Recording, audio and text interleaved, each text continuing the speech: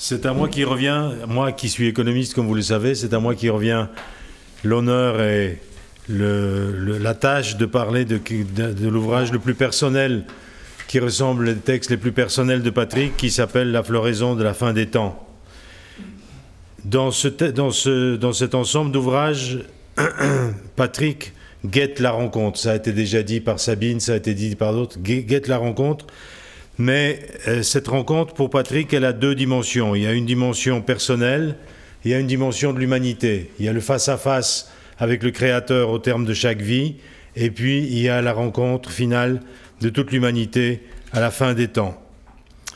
Ces deux dimensions, il les travaille, on pourrait dire, en parallèle.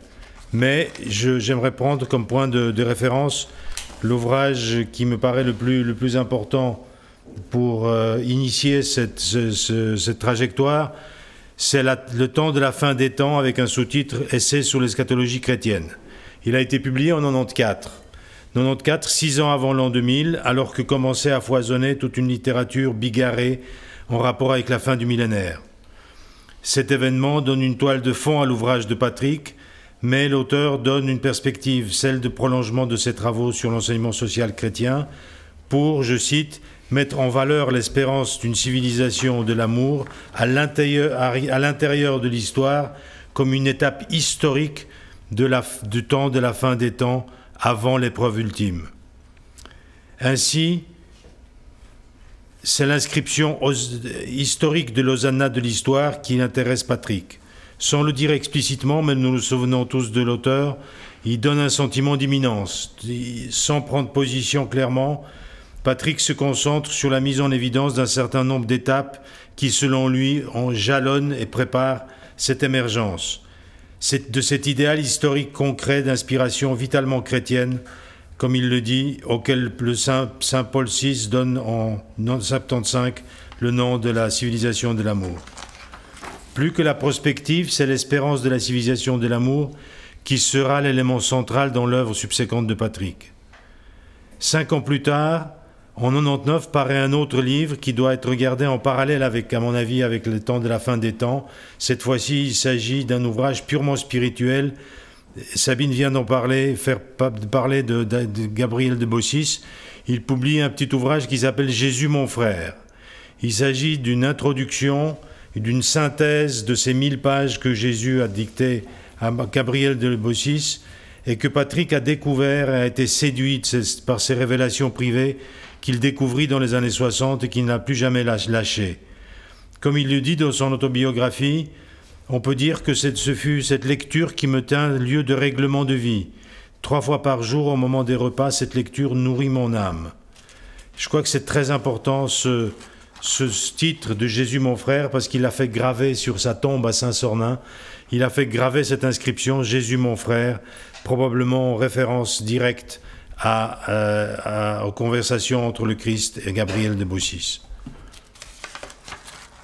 Le temps de la fin des temps ouvre donc une série d'ouvrages traitant de la rencontre communautaire avec le Christ. Par la suite, il reviendra à moult reprises sur cette problématique qui restera une préoccupation constante jusqu'à la fin de ses jours, et il le fera notamment dans le petit livre qui d'abord parut comme « Que sais-je » sur l'eschatologie en 98, et ensuite dans une édition augmentée en 2009, « Quand l'histoire a un sens ». Ensuite est venue La civilisation de l'amour selon Paul VI, et enfin, en 2014, le petit ouvrage « Conditions d'une paix mondiale prophétisée ». Dès l'introduction de l'ouvrage L'histoire a un sens, Patrick Delaubier précise sa position épistémologique, et ça a été relevé par Jean-Michel, je me permets une citation. Celle d'un chercheur engagé. Il dit constamment l'auteur est amené à adopter des perspectives, à faire des choix, et ne peut guère oublier ceux qui lui sont propres. Une fausse neutralité n'arrangerait rien. Si l'auteur n'adhère à aucune religion, il peut donner l'impression de traiter avec impartialité des questions délicates, mais faute d'avoir une expérience vécue du religieux, il évite souvent l'essentiel. S'il adhère à une religion, son expérience personnelle risque de se faire trop sentir.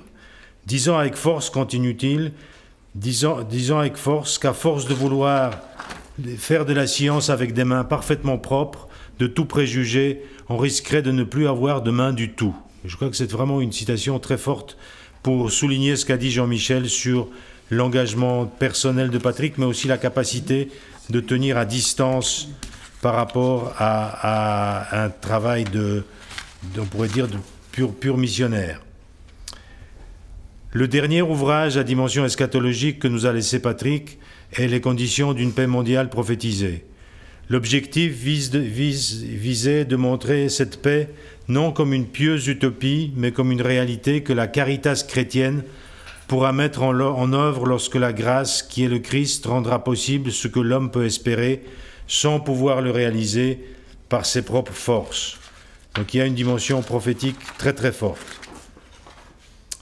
Le 24 décembre 1970, Patrick recevait les vœux de son ami le cardinal Journet, qui, reprenant une formule de Jacques Maritain, demandait à Dieu, au bon Dieu, de bénir la mission de ce mendiant du ciel déguisé en homme du siècle. Il était question de Patrick. En 2013, Patrick Delaubier s'inspire de cette formule et publie sous le titre « Mendiant de Dieu » un recueil de lettres et des échanges épistolaires bien brièvement contextualisés. Les échanges avec le cardinal Journet occupent une place de choix, Patrick Delaubier se définissant parfois comme un disciple de Journet, notamment pour ce qui est de la philosophie thomiste et du goût pour les écrits mystiques. En dépit de la différence d'âge, les lettres témoignent d'une amitié profonde et réciproque entre le jeune professeur et le cardinal. Par ailleurs, c'est le cardinal Journet qui introduit Patrick auprès de Jacques Maritain, haute figure dont l'œuvre a profondément marqué sa pensée, notamment par l'ouvrage L'humanisme intégral paru au 1936. Les rapports entre Patrick Delaubier et son ami Jean-Paul II tiennent aussi une place importante dans ce petit volume. Pour terminer, parce que le temps passe, revenons en mémoire à ceux qui étaient là à l'oraison funèbre prononcée le 2 mars par le père Nicolas Butet en basilique de Notre-Dame de Genève. Nicolas avait attiré l'attention sur la notion de subalternation des sciences développée par Aristote et complétée ensuite par saint Thomas. En effet, certaines sciences, cette notion décrit la dépendance entre les sciences. En effet, certaines sciences ont besoin des outils, concepts et méthodes développés par d'autres sciences, par rapport auxquelles elles se trouvent ainsi dans une situation de dépendance. Patrick Delaubier aurait, au long de sa vie, gravi jusqu'au sommet les marches de cette pyramide pour aller de la sociologie à la philosophie, ensuite à la théologie, pour gravir l'ultime marche, celle de la mystique, dont la connaissance non seulement intellectuelle mais aussi affective de Dieu peut venir seulement avec la révélation. Sabine a parlé des sermons et des courtes biographies des saints qui terminent ce 3e volume de ce triptyque que nous avons la joie de présenter.